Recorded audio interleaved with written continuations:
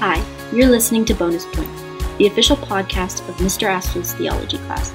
Join us as we put out into the deep and explore the world of theology and beyond. Today, we're talking about the Catholic origins of Halloween and how we can reclaim the holiday today. Let's begin. Well, happy Halloween, and welcome to episode 46 of Bonus Points. Because this episode is coming out on Halloween, I thought it would be a good time to look at this holiday from a Catholic perspective. Very often I hear Catholics and other Christians worry about whether it is appropriate for us to celebrate Halloween. They hear people on the internet talk about how it has pagan roots, and the way that society celebrates it today seems to glorify evil and the occult. So, what is the truth? Does Halloween originate in the pagan festival of Samhain? Can Catholics celebrate it? What we will see is that Halloween actually has Catholic roots, and it's time for us to reclaim an authentic observance of this holiday. But let's back up and talk about the Catholic calendar. Back in Genesis 1, when God was creating the universe, he established time and then divided that time. On the fourth day of creation, when he creates the sun and the moon and the stars, Genesis said that God did that so that they, meaning us, may know the seasons.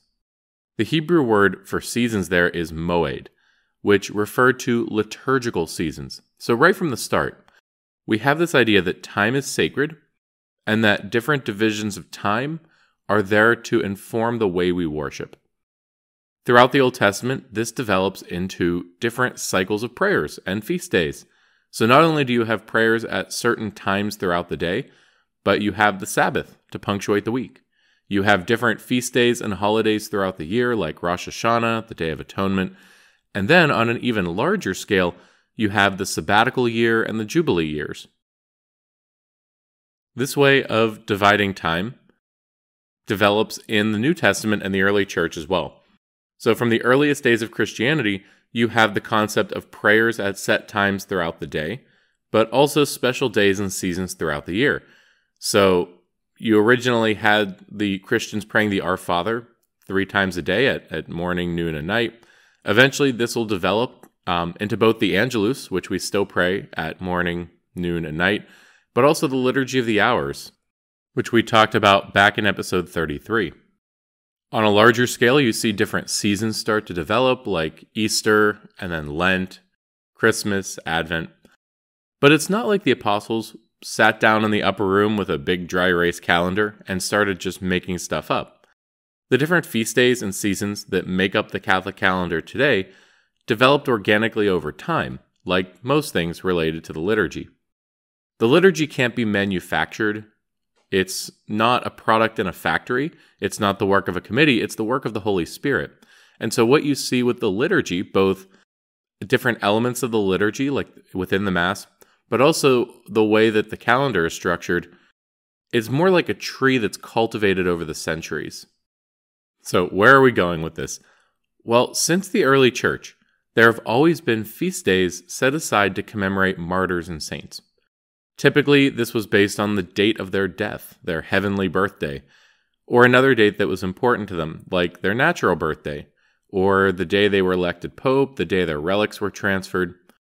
With very old feast days that originated in the city of Rome, it's sometimes based on the day that a church was dedicated in their honor. Now, if you remember our first discussion of the saints back in episodes 12 and 13, you may recall that anybody who's in heaven is a saint, not only those who have been canonized or recognized by the Church. This means that there are billions of saints who don't have an ST in front of their name, and so they don't have a feast day on the calendar. Well, for Pope Boniface IV, that was a problem. On May 13th, 609, Pope Boniface consecrated the Pantheon as a church in honor of Mary and all the martyrs. The Pantheon had formerly been a pagan temple to all the gods of Rome, and so Pope Boniface baptized it and consecrated it as a Christian church. To commemorate that dedication, he established May 13th as the Feast of All Saints for the city of Rome. He also established the next day, May 14th, as the commemoration of the faithful departed, or All Souls' Day, to remember those in purgatory, those not yet in heaven, but who will be someday. In the mid-700s, Pope Gregory III transferred the feasts to November 1st and 2nd, probably to coincide with the dedication of a chapel in St. Peter's Basilica to all the saints. And then finally in 837, Pope Gregory IV added these feast days to the universal calendar so that they would be celebrated by the Church worldwide, not just in Rome. What does all of this have to do with Halloween? Well, All Saints' Day was also called All Hallows' Day, with hallow being another word for sacred or holy, think like hallowed ground. Like most major solemnities, the celebration actually began the night before, with the vigil of the feast day. This Vigil of All Saints became known as All Hallows' Evening, which was eventually shortened to Hallows' Evening and then to Halloween. So sometimes you'll hear people say that the church tried to co-opt the Celtic pagan festival of Samhain, which is celebrated at the end of October. I don't think that evidence lines up, though.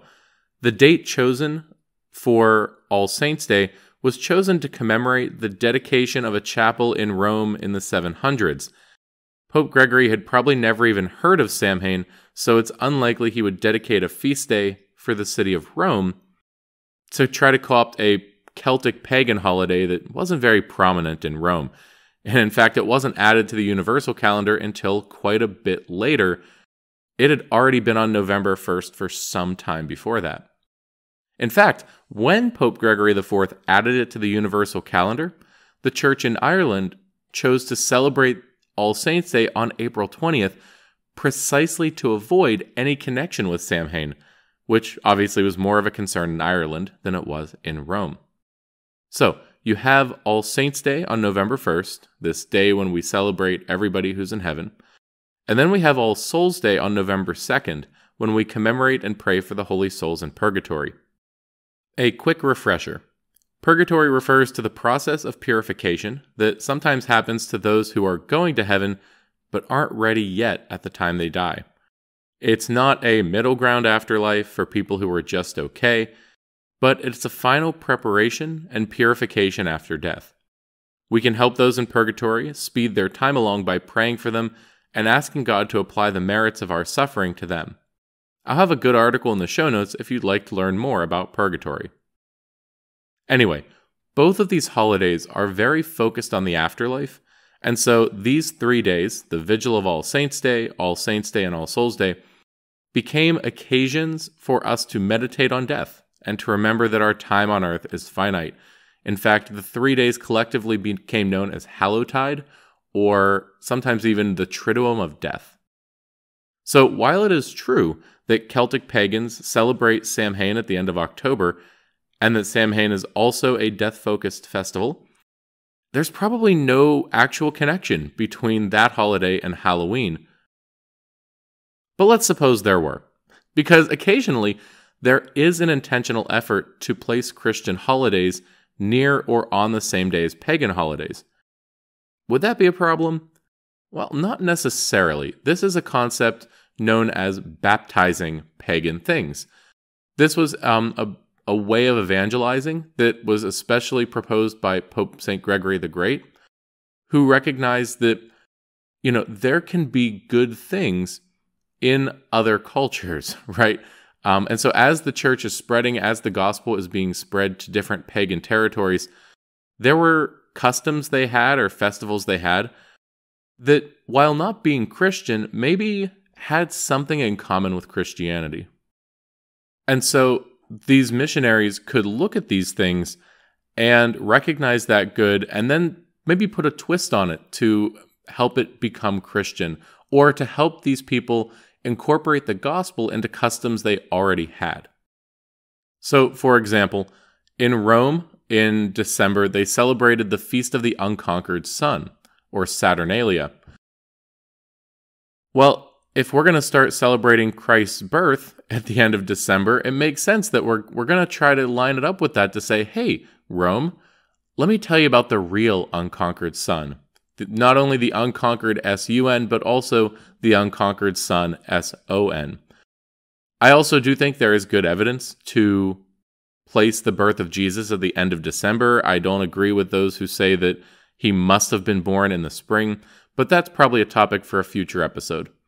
In any case, this concept of baptizing pagan customs is essentially a way of taking pagan customs and Christianizing them and incorporating them into the church, because the word Catholic means universal, right? And so even though there's one faith, the way we practice that faith is going to vary from culture to culture, and sometimes those practices are informed by those cultures. It's a process called enculturation. So I don't think that there's a very strong connection between Samhain and Halloween, but even if there were, I don't know that that would be a deal breaker. So let's talk about some different Halloween customs and maybe where they come from, because Halloween, as it developed in America, is really a mix of a couple different European traditions, because you have, different immigrant groups coming to the US and they're bringing their customs with them. So it ends up as a mix of, yes, some practices from Samhain, but also some practices from Catholic France and Protestant England. And it just becomes, of all the holidays we have that are more distinctly American or maybe became more prominent in America, I think Halloween is a fantastic melting pot holiday, because the different traditions that are now celebrated almost universally by Americans actually come from a wide variety of background sources in Europe. And they kind of get added in or mixed into the way we celebrate Halloween as these different groups become more prominent in America. So we're going to look at 3 different Halloween customs. The first one is the idea of wearing costumes, and then we will talk about trick-or-treating, and then finally, jack-o'-lanterns. And what we'll see is that at least 2 of those 3, while they may have originated from multiple sources at once, there's also kind of a Catholic background there. So let's start with costumes. If you go way back to the days of the plague, death is on the mind, right? Everybody's focused on death all the time because you're in the midst of the plague. And so different forms of art began to emphasize death. And so there was a particular style of painting or genre of painting. I don't know is that the right word for paintings, genre? Particular kind of painting that became popular called the Danse Macabre, or like the macabre dance. And these paintings depicted a bunch of people, usually representing a variety of different professions. So you'd have like a bishop and then a farmer and then other professions. But they would all be like in a line dancing their way to death, being led by like a skeleton or the Grim Reaper or something. Because this was a way of taking this experience of widespread death and destruction and turning it into art.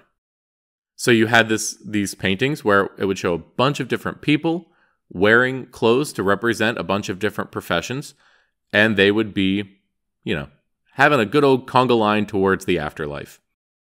You also, later on, you have this practice of the tableau vivant, which is where people will dress up and act out paintings.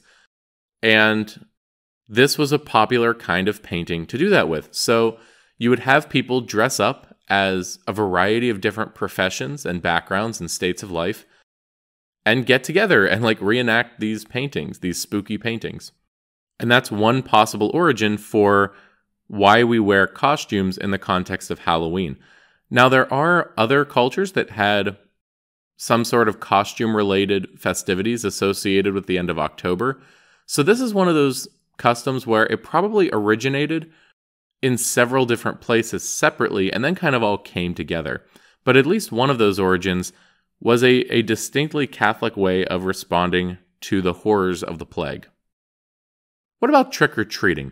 Again, this one kind of has 2 different origin stories. I think they're both kind of fun. And so I think that's cool. That's fine.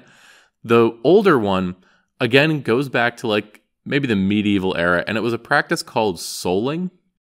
This was a practice that went with All Saints and especially All Souls Day, where kids would go door to door and offer to pray for the dead in exchange for some sort of treat, usually a spiced cake called a soul cake. You can see how that would lead to trick-or-treating, right? Where you have kids go door to door and offer to do, or in our case today, not do something in exchange for a reward. Call it bribery, call it extortion, call it whatever you like, but it works. Another origin story for trick-or-treating goes back to Protestant England in the wake of Guy Fawkes Day. So Guy Fawkes was a Catholic extremist who wanted to blow up the Parliament and got caught. And so November 5th is celebrated as Guy Fawkes Day, the day that the gunpowder plot was broken, was foiled. And so this is still a big holiday in England, but at least during the height of the Reformation, when the holiday first started, it became an opportunity to maybe pick on the Catholics a little bit. And so what would happen a lot of the time in some towns was people would get drunk and go to their Catholic neighbors' houses and knock on the door and demand beer and cake as a way of them making up for what Guy Fawkes tried to do. And again, you can see kind of the origin there. And then these traditions both come together when these different immigrant groups meet in America, right? And so we have the process of trick-or-treating. Now, trick-or-treating really became popular in the 20th century when pranks became really popular. In fact, as the process of souling or going door to door, as that became popular in America, it was accompanied by pranks. And in early America, this meant things like turning over outhouses, taking gates off of fences, disassembling carriages and reassembling them on people's rooftops. So you can see how, especially as cities start to grow, that's going to become a problem. In fact, in cities, it became things like setting fires and breaking windows. By the time you hit the 1920s and 30s, these pranks are just getting entirely out of hand. And so this is where communities start to really emphasize the trick or treat. Rather than offering cake in exchange for praying for the souls of the dead, communities began giving candy to encourage young people to not destroy their property. And so trick or treat, while today it's, there's very little real threat of a trick if you don't give a treat. But back in the day, there certainly was. So a couple different possible origins for trick-or-treating, but I think they're all kind of fascinating, and especially the way it came to America. The last one that I want to talk about is jack-o'-lanterns, and this one doesn't have a Catholic origin. This one became part of Halloween as it became associated with the Celtic pagan holiday because, again, in Ireland, some of these practices were picked up even by Catholics. So it wasn't that they were celebrating a pagan holiday. It's that the practices associated with that holiday became associated with All Saints' Day and All Souls' Day because, they overlapped. So this one does not have a Catholic origin the way that you could argue trick-or-treating and costumes do, but it does have a neat story, so we're going to talk about it anyway. There are a million stories about where the jack-o'-lantern comes from. Some of them are more reasonable than others. Some of them are absolutely fantastic. And I mean that in the literal sense of they're pure fantasy. But they're still fun stories, and here's one of them. Most of these stories, especially this one, have to do with a fellow named Jack, and he's often called Stingy Jack. And Jack was a troublemaker and a trickster.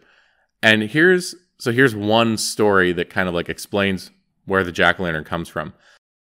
One night, Jack was having a drink with the devil at a pub, as one does.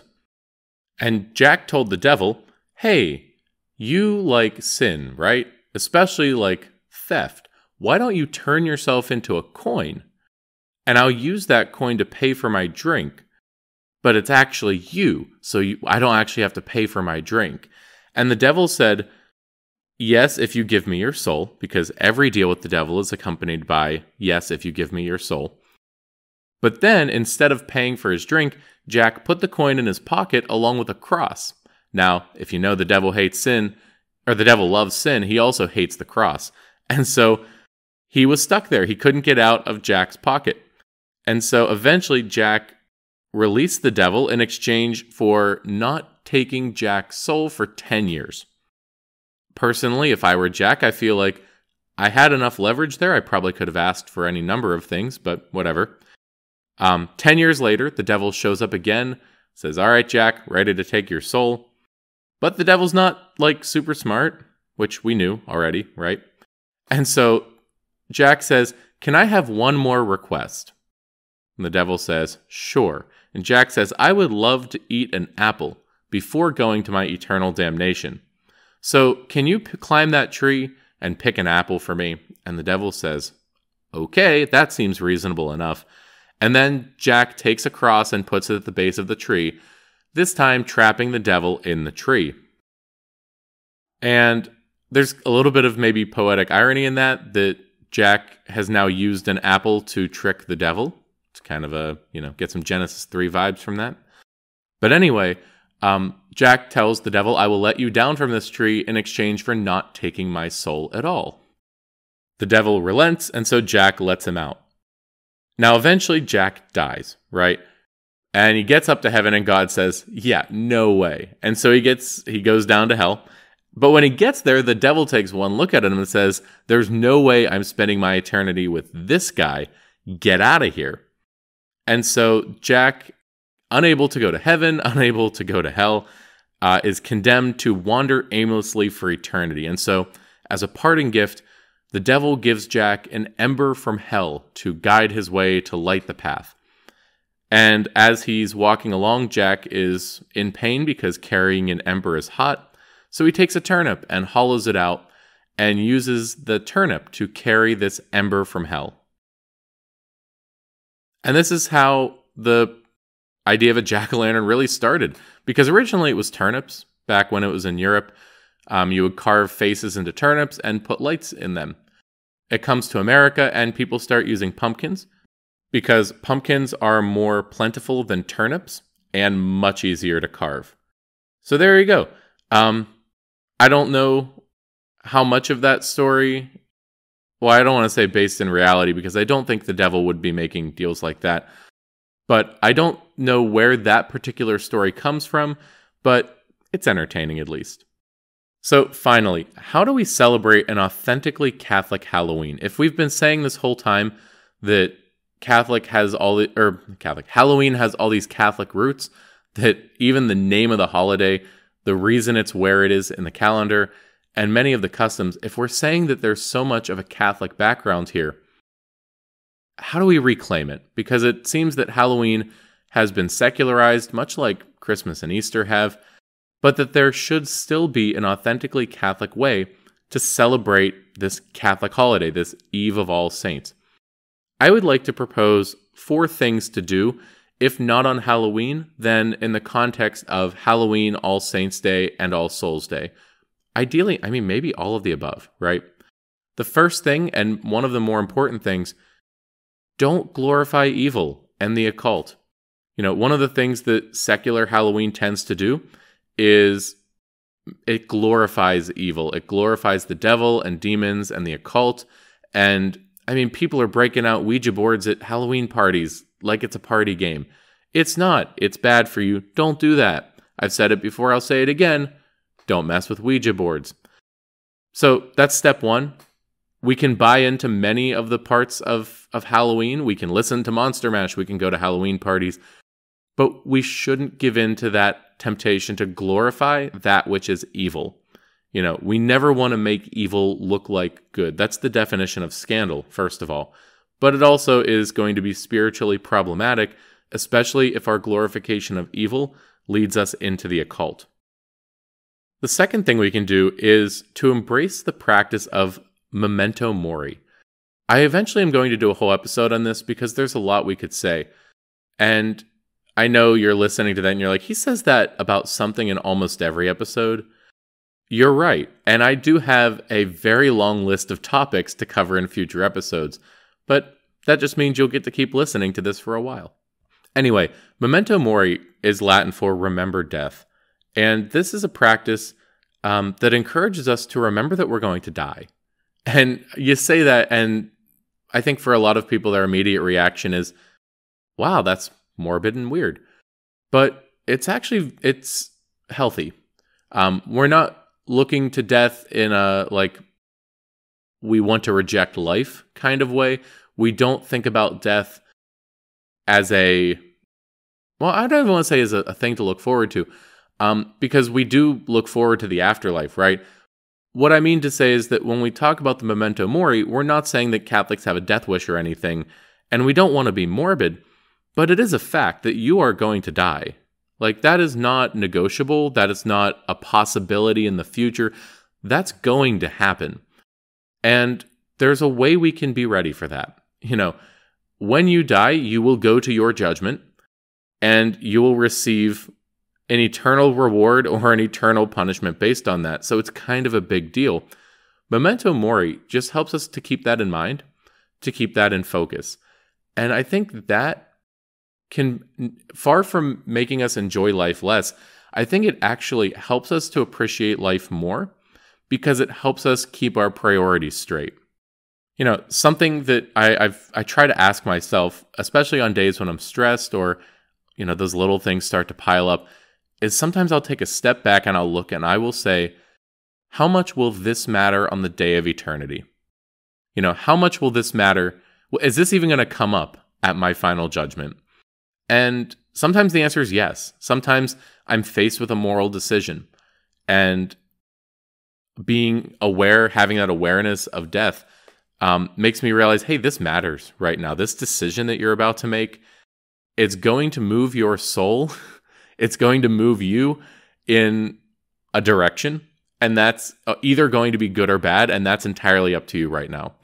Like, every decision we make, every moral decision is moving us either towards eternal happiness or eternal suffering.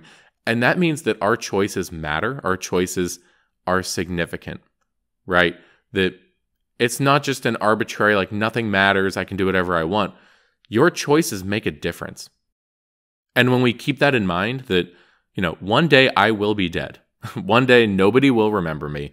One day the only thing I will have is eternal happiness or eternal punishment. And the decisions that I'm making today are contributing to that. That's going to help me to prioritize. That's going to help me make decisions. That's going to help me keep in mind the importance of living well. And so there are different ways to live out the memento mori devotion, but a very common one is to keep an image of a skull somewhere. I would love to get, like, a skull for my desk. That's like, I know my desk already has a whole bunch of, like, I'm looking at it now, it's got lots of stuff on it, but I want to get a skull to go on my desk just to be that constant reminder to say, hey, how much is this going to matter in 100 years when you're not around anymore? And sometimes that answer is a lot, but many times the answer is, it doesn't. It's fine. Don't make this the priority. Another thing we can do, especially for All Saints' Day, is to pray the Litany of the Saints. The saints are looking out for us. They're interceding for us. They're praying for us. They're role models for us. And the Litany of the Saints is a very easy way to cultivate that devotion, because it, sometimes, at least for me, I get a little bit stressed thinking, if I'm focusing on this saint, am I neglecting other saints? Or, I know that that's coming out as like, hey, you're crazy, maybe. But the Litany of the Saints, it just asks all the intercession. And as we go through the list of names, if you know a little bit about even just some of them, you're going to have all these models of the faith standing in front of you praying for you. It's a beautiful prayer. I love it a lot. There's a reason we pray it at your baptism. There's a reason we sing it at ordinations. So, memento mori, pray the Litany of the Saints, and finally pray for the dead. Right? Our prayers can help those in purgatory, especially during the month of November, this month dedicated to those holy souls. We can be offering the sufferings of the day. We can offer those up to God for those souls, to help them to speed their time along. We can visit a graveyard and pray for the dead there. How many people die and nobody prays for them, right? And nobody is Maybe like even at their funeral, they're not being prayed for. It's just a vague like, oh, we're going to celebrate their life. No, I want you to pray for me when I die. I want you to ask God to help me get through purgatory. I want you to pray for my eternal rest, right? And so this is something we can do, especially on All Souls Day, is to pray for those people. We can pray. It's a short prayer. I try to say it every time I drive past a cemetery or something like that. But we can just pray, eternal rest grant unto them, O Lord, and let perpetual light shine upon them. May their souls and the souls of all the faithful departed, through the mercy of God, rest in peace. Amen. Well, that's going to do it for today's episode. Happy Halloween again. A few resources I want to offer you this time. There will be an article about All Saints' Day and how it came to be, how it got on the calendar where it is. I'm including an article about purgatory if you do want to know a little bit more about what Catholics believe and why. A few articles about Halloween and Catholicism. It's going to be hard to tell the difference between them because a lot of them said the same things or there was some overlap. I'm including an article about the history of some Halloween practices that was actually written by one of the history teachers that I knew when I was a student teacher. He just started a weekly newsletter. This was the most recent one. And then I'm going to include a link to some resources about the Memento Mori devotion, specifically from one of the daughters of St. Paul who has really done a lot to popularize this devotion. I hope you check out her stuff. But for right now, that's all we have for today's episode. I'm Mr. Astle. Thank you for joining us once again as we put out into the deep to explore the world of theology and beyond. Oh, and make sure you subscribe.